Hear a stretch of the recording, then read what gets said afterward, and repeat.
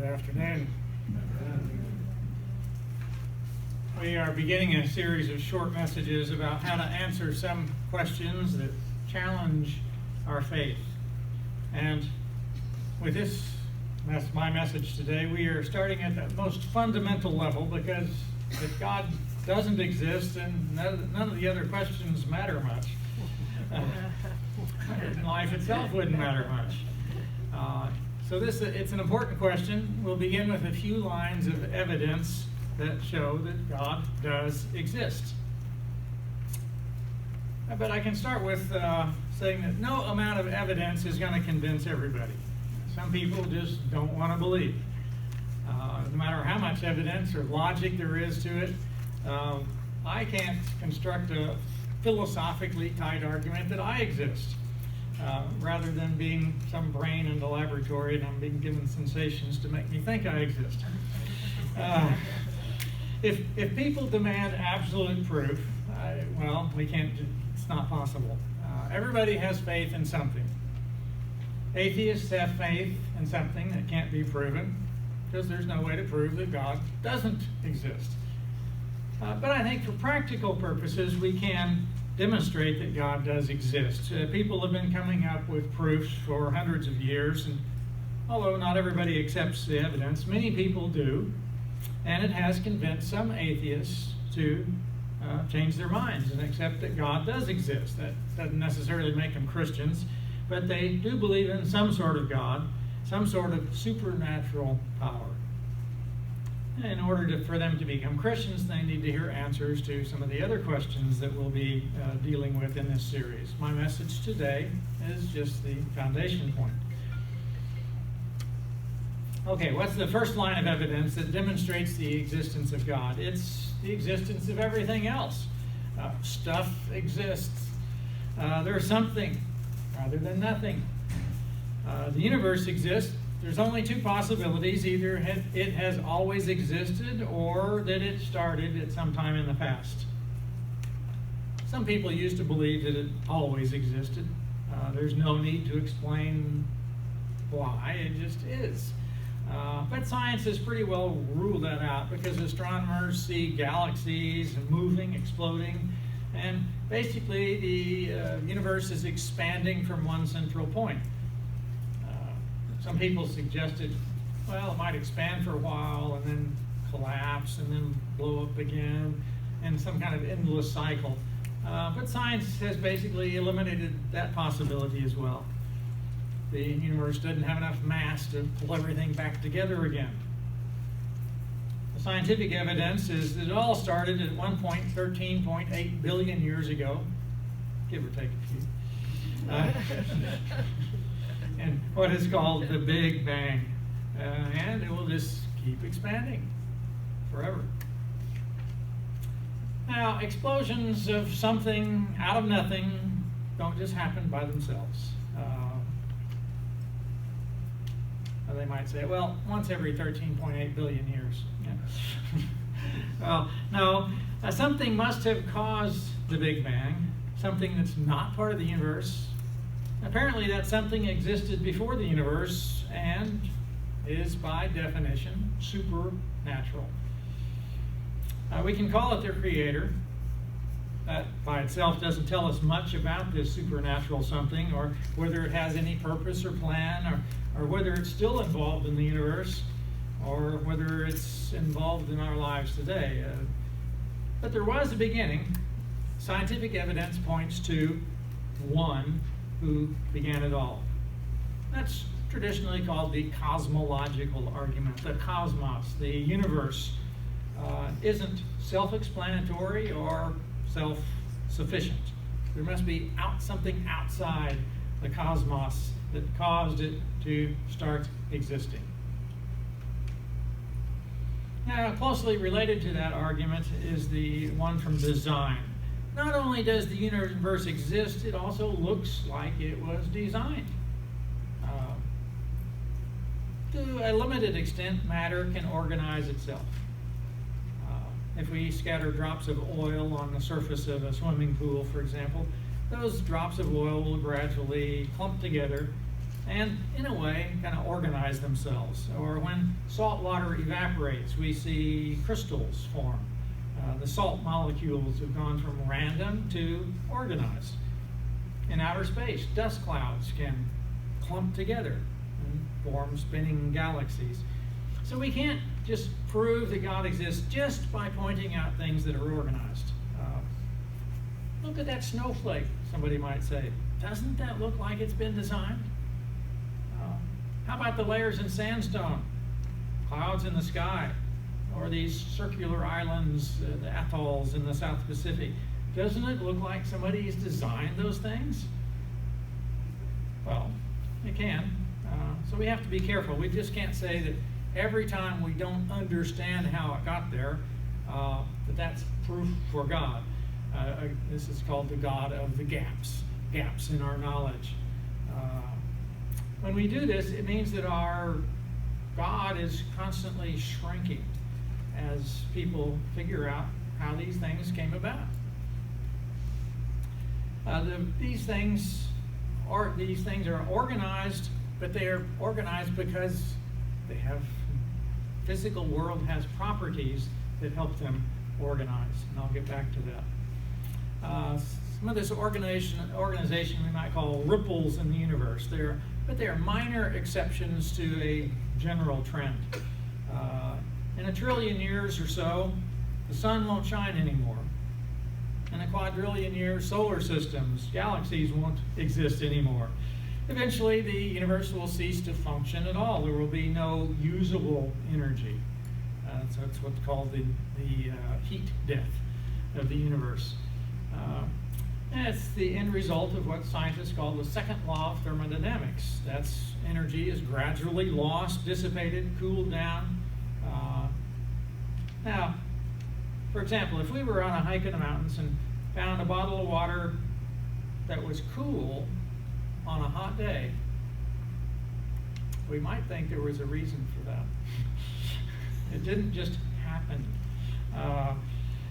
Temperature differences gradually balance out. If it's hot outside, the water inside the bottle is going to get warm as well, or vice versa. So science is able to investigate some evidences of design. When they find a collection of stone tools in some cave, they don't say, well, these rocks just happened that way. By chance, you could have one chip in the rock, but it's not likely that by chance you're going to have a whole series of chips and all of these rocks collected together. So the probabilities of that happening by itself get smaller and smaller. It looks like it was done on purpose.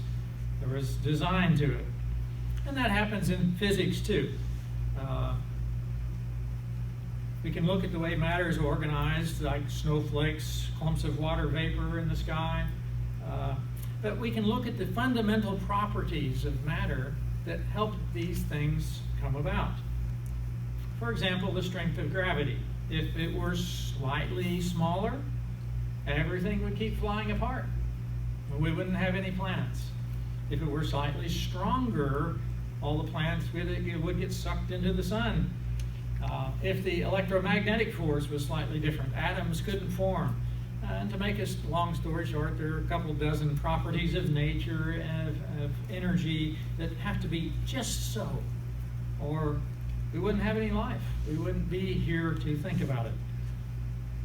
So the chances of all these happening just so, 24 times in a row, are pretty incredibly small, smaller than the number of atoms in the universe.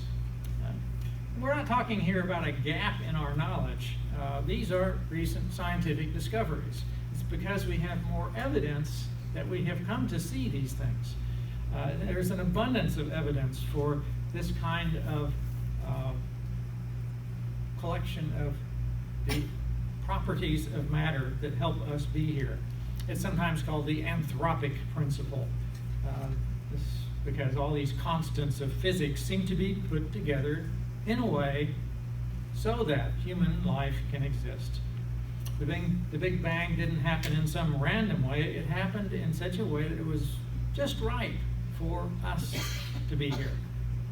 So whoever started this Big Bang was pretty smart,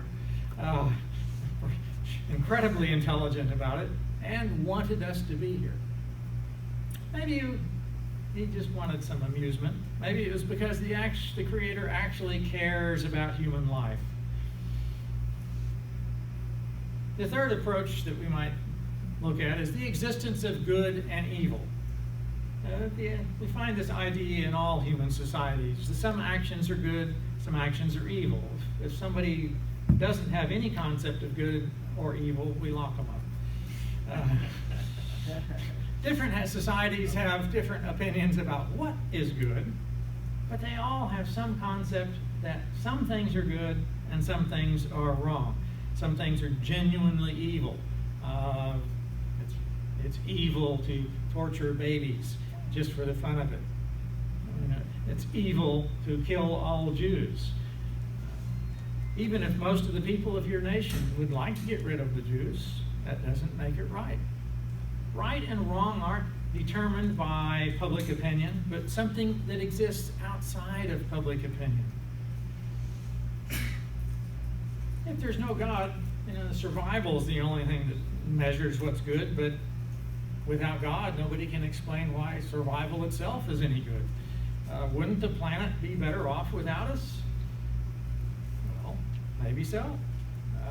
And why would it matter? The planet's not going to last forever anyway. An asteroid might destroy it all next week. We don't know. If God is not in the picture, everything becomes pointless. Or as Ecclesiastes says, vanity of vanities. But back to the point, human societies do have the concept of good and evil. It's not just whether something is useful. When our saw is dull and it won't cut the tree very well, we don't say that the saw is evil.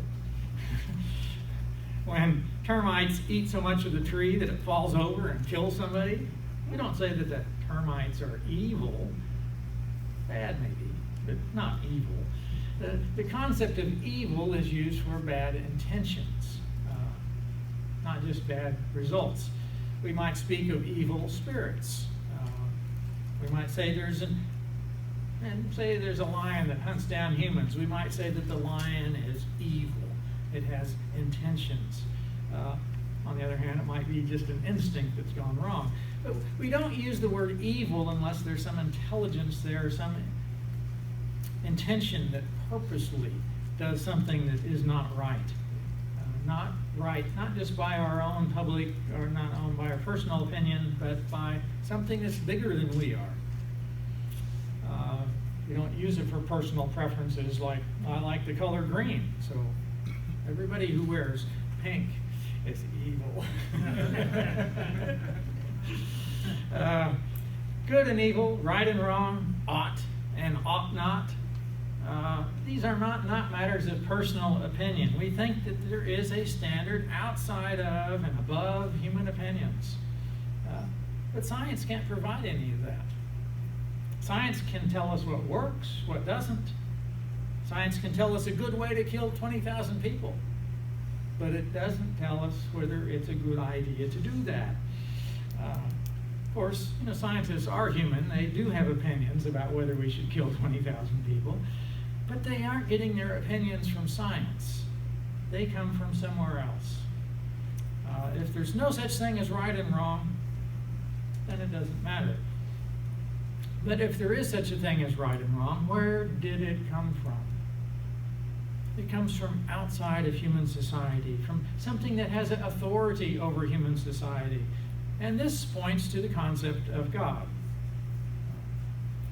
This God is powerful enough to get the universe started, intelligent enough to get it started in such a way that we would live here, and God is good enough to be a definition of good and evil. We see this in Romans 1 and verse 20. I'll read that from the New International Version, Romans 1:20. For since the creation of the world, God's invisible qualities, his eternal power and divine nature have been clearly seen, being understood from what has been made, so that people are without excuse. creation doesn't tell people how to be saved, but it can be used to tell people, to show people that there is a God.